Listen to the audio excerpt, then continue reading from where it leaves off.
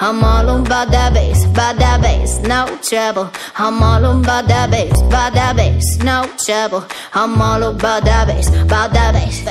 Et notre invité de 8h50 ce matin, Amine Diouri, bonjour. Bonjour Landry. Responsable PME chez Inforisque Dun & Bradstreet, on parle avec vous. Investissement privé des entreprises 2010-2017, vous venez de sortir une étude qui montre que finalement, ça ne va pas très fort. L'investissement privé se ramollit de plus en plus, est en perte de souffle depuis 2010. Quels sont les chiffres 2017, Amine Diouri ?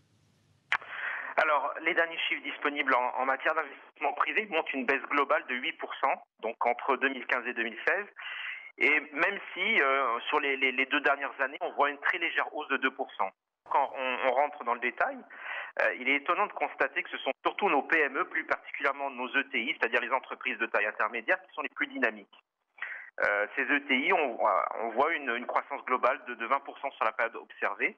Et autre surprise, c'est la décroissance de près de 9% de l'actif immobilisé des grandes entreprises sur la même période. Bon, maintenant, il ne faut pas se voiler la face. Les bons chiffres de nos ETI, qui sont très minoritaires en volume, montrent bien qu'il y a quand même malgré tout une décroissance des actifs immobilisés et donc de l'investissement des entreprises privées. Et c'est là, effectivement, que le bas blesse. Autre constat provenant de l'étude, donc les IMO corporels représentent 60% du total de l'actif immobilisé, c'est normal. Une entreprise a toujours besoin de machines, de véhicules, d'immeubles, etc. pour fonctionner. Sans surprise également, je parlerai également des actifs incorporels, c'est-à-dire les licences, brevets, marques, qui sont beaucoup plus fortes chez les grandes entreprises, donc 11% de leur actif immobilisé contre seulement 4% pour les TPME. C'est normal, leur surface financière plus importante leur permet d'investir justement dans ces actifs incorporels. Quelles sont les causes justement de cette perte de souffle de l'investissement privé, Amine Diouri ? Alors plusieurs choses. La première, il y a eu certains secteurs qui ont surinvesti durant des années fastes. Je pense à l'immobilier, le BTP, le transport, la communication. Et à côté de ça, effectivement, l'État a été là pour inciter l'investissement dans ces secteurs. Aujourd'hui, il y a une saturation de leur outil de production. Et donc, ces secteurs, aujourd'hui, ne peuvent plus investir. Et puis, il faut noter aussi que la durée de vie de ces investissements est relativement longue, ce qui fait que le renouvellement se fera tardivement. La deuxième raison, elle est plus conceptuelle, c'est-à-dire plus liée à un manque de culture de l'investissement de beaucoup de nos chefs d'entreprise, pour qui investir, ça représente un risque élevé, un retour sur investissement qui est lent. Et donc, ces chefs d'entreprise préfèrent investir dans des secteurs comme l'immobilier au détriment, par exemple, de certains secteurs productifs comme l'industrie. Troisième cause, c'est le manque de financement de l'investissement par les banques.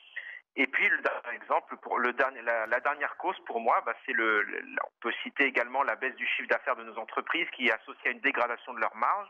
On peut citer également la concurrence déloyale de l'informel, par exemple. Ouais. On a vu l'État répondre, entre guillemets, plutôt favorablement à une doléance du patronat, le remboursement des crédits TVA tout récemment. Est-ce que c'est une des solutions pour justement rebooster un petit peu l'investissement privé, Amine Diouri ? Alors ça peut aider, effectivement, ça aide à reconstituer la trésorerie des entreprises nécessaire pour investir. Maintenant, je pense que ça n'est pas suffisant. L'État a d'autres choses à apporter aux entreprises pour qu'elles investissent. Hormis les incitations purement fiscales dont on pourra rentrer dans le détail par la suite, pour moi, il y a 2 actions prioritaires. La première, c'est d'abord créer un climat des affaires qui soit favorable. Je pense spécifiquement au délai de paiement. Je rappelle quand même que le crédit interentreprise aujourd'hui, c'est 380 milliards de dirhams de ressources de l'entreprise qui servent à financer uniquement le BFR et donc pas l'investissement. Oui. Et puis évidemment, ça impacte la trésorerie de nos entreprises. Et je le dis franchement, et je le répète, je pense de manière régulière, tant qu'on n'aura pas réglé ce problème, il n'y a pas de raison d'espérer que nos entreprises investissent davantage. Il faut, à mon avis, traiter le problème bien en amont. Et malheureusement, nos gouvernements successifs ne semblent pas pressés de régler ce problème. On a aujourd'hui deux lois sur les délais de paiement qui sont soit inapplicables, soit inefficaces. À mon avis, il y a une autre question majeure qui est évidemment celle de la question du financement de l'investissement. Alors attention, il ne faut pas se fier aux chiffres globaux du crédit à l'investissement, parce qu'effectivement on voit une légère hausse sur la période, mais il faut se rappeler que l'essentiel de cet encours est desservi aux entreprises publiques. Quand on regarde uniquement les sociétés non financières privées, et sur une période 2010-2016, on voit que globalement les crédits de l'investissement desservis à ces sociétés-là, ça a baissé de 2% en moyenne sur chaque année. Donc on voit qu'il y a moins d'encours d'investissement desservis aux entreprises pour investir. Et ça, évidemment, ça pose problème.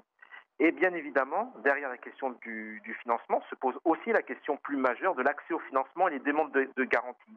Car au final, il faut le dire très clairement, très peu d'entreprises, notamment les TPME, accèdent au financement bancaire. Et donc la nouvelle loi très attendue sur les sûretés mobilières devrait, je l'espère, répondre à cette problématique. Bon, donc on voit qu'il y a des solutions au niveau de l'État, certaines enclenchées, d'autres pas encore.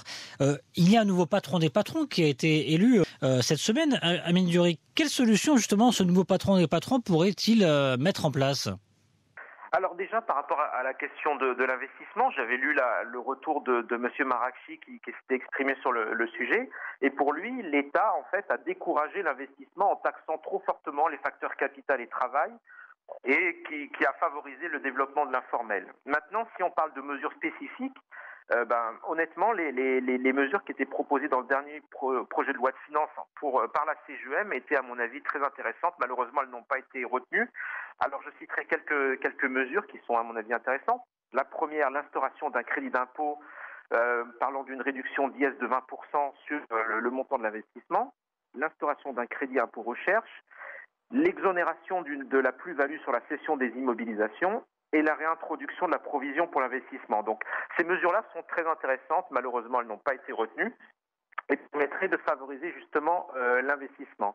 Et puis j'ajouterais que le futur patron des patrons, enfin celui qui a été élu, aura essentiellement pour action de sensibiliser les chefs d'entreprise, j'ai envie de dire, pour un changement de mindset par rapport à l'investissement, qui aujourd'hui, à mon avis, n'est pas assez valorisé, où on recherche trop la rentabilité facile à moindre coût, alors que justement, il faudrait remettre en avant le fait que l'investissement productif ou l'innovation, ça peut certes coûter cher, mais ça peut représenter un avenir de croissance pour l'entreprise. Oui, c'est une des priorités pour le nouveau modèle de développement. On a vu tout récemment l'OCDE qui dit place priorité à l'innovation pour le Maroc.